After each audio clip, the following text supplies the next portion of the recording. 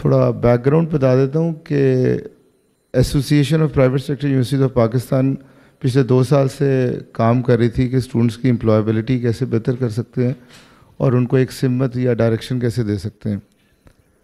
اس کے لیے thorough research کی، ریسرچرز کو بٹھایا. تو جب ریسرچ کی وہ بڑی انٹرسٹ اور جو ہے وہ اسکل سیٹ کی بات ہی نہیں کر رہا تھا. وہ کہہ رہا تھا کہ اپنے اسٹوڈنٹس کے ایٹیچیوڈ یا کریکٹر پہ کام کریں، کام ہم سکھا لیں گے.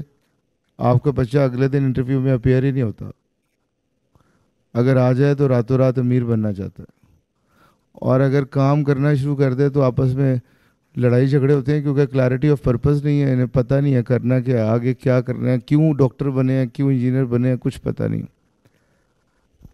پاکستان کے علاوہ اوورسیز پاکستانی سے جب ڈیٹا لیا تو باہر بھی یہی صورتحال تھی کہ جاپان، جرمنی، ہر جگہ ایجنگ پاپولیشن کا مسئلہ تھا. انہیں ینگسٹر چاہیے تھے لیکن پاکستانی نہیں چاہیے تھے. یہی مسئلے مسائل، لڑائی جھگڑے اور ویژن نہ ہونا، اس طرح کی چیزیں. تو کریکٹر پہ کام شروع کیا یا ایٹیچیوڈ پہ کام شروع کیا تو پتہ چلا کہ یہ ہمارا مسئلہ نہیں، پوری دنیا کا مسئلہ ہے. آکسفورڈ یونیورسٹی بھی اس پہ کام کر رہی ہے، ہارورڈ بھی کام کر رہی ہے، کیمبرج بھی کام کر رہی ہے. اور یہ جو لیڈرشپ کرائسس ہے پوری دنیا میں، ٹرمپ کو دیکھیں، مودی کو دیکھیں، ہر جگہ یہ مسائل تھے. تو ان کے لیے کافی محنت سے ایک ماڈل لیڈرشپ کا جو ہے وہ ڈسکور کیا گیا، دیکھا گیا کہ کس طرح ہم آگے بڑھ سکتے ہیں، بہتر ہو سکتے ہیں. کریکٹر سکھانے کے لیے ہمیشہ رول ماڈل چاہیے. تو رول ماڈلز کی جب تلاش ہوئی تو چیزیں نبی پاک صلی اللہ علیہ وسلم پر جا کر پہنچیں کہ ان سے بہتر لیڈرشپ کا ماڈل ہی کوئی نہیں تھا. وہ بڑی پس سوسائٹی میں بہت پازیٹیو چینج لے گئے تھے، محبت سے، پیار سے اور انسائڈ آؤٹ اپروچ کے تحت. وہ نبی پاک صلی اللہ علیہ وسلم رسول اور نبی تو بعد میں بنے، صادق کو امین بعد میں تھے. اور ہمارے ملک کا یہ حال ہے کہ ٹرانسپیرنسی میں ہمارا نمبر سب سے کم ہے، جہالت میں ہمارا نمبر سب سے زیادہ ہے. تو اس پہ پروفیٹک ماڈل جو ہے وہ انٹروڈیوس کرایا گیا، اور اسٹوڈنٹس اور فیکلٹی کو ہم کیسے اس طرف لے کے جا سکتے ہیں، اس پہ لیڈنگ ود کریکٹر پہ کام شروع ہوا. ریسرچ آگے اور گئی تو پتہ چلا اسٹوڈنٹس کا مسئلہ نہیں ہے، مسئلہ فیکلٹی کا ہے.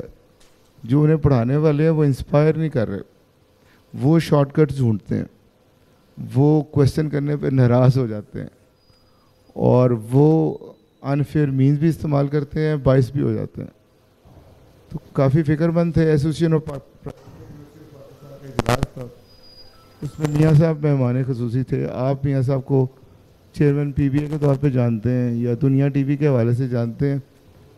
ہم میاں صاحب کو اس قوم کے محسن کے طور پہ جانتے ہیں. 400 سے زیادہ کالجز ہیں پورے پاکستان میں، جہاں لاکھوں بچے ہر سال تعلیم یافتہ ہو کے اس ملک کی خدمت کر رہے ہوتے ہیں. 3 عدد بہت خوبصورت یونیورسٹیز ہیں. تو ہماری قوم کو آپ کو پتہ ہے ہیرو بنانے کی اتنی عادت بھی نہیں ہے. ویسٹ جو ہے وہ ایک بلڈر کو، ایک پوسٹ مین کو بھی ہیرو بنا دیتا. تو ہم نے پھر میاں صاحب سے ہی ریکویسٹ کی.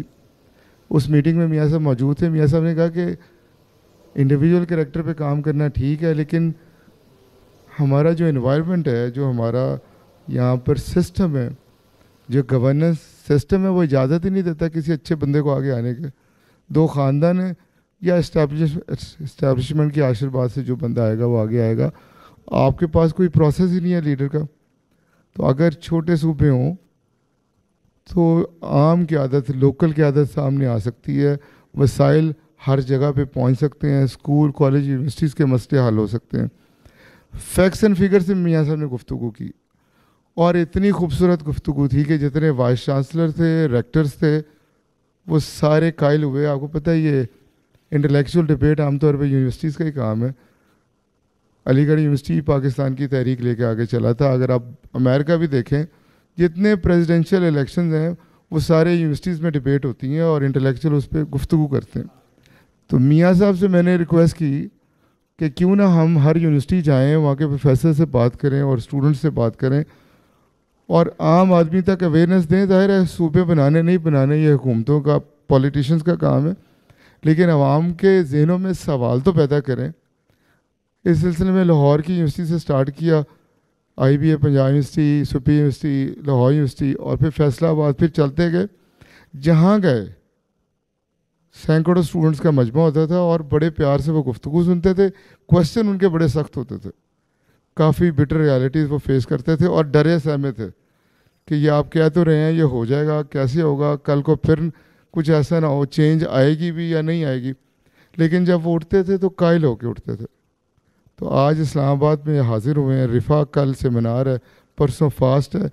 उससे पहले मैंने मियाँ साहब से रिक्वेस्ट की क्यों ना हम जो दानिशवर हैं शहर के, उनसे बैठ के बात कर लें, उनके सवालात का जवाब देते हैं और कोई सजेशंस अगर उनके जहनों में है तो वो हमारे सामने रख देंगे। तो मैं बहुत ज़्यादा शुक्रगुजार हूँ मियाँ आमिर साहब का कि वो मेरी रिक्वेस्ट पर इन यूनिवर्सिटीज़ में उन्होंने अवेयरनेस कैंपेन शुरू की, और मैं आप सब का भी शुक्रगुजार हूँ कि आप वक्त निकाल कर यहाँ पर तशरीफ़ लाए। शुक्रिया।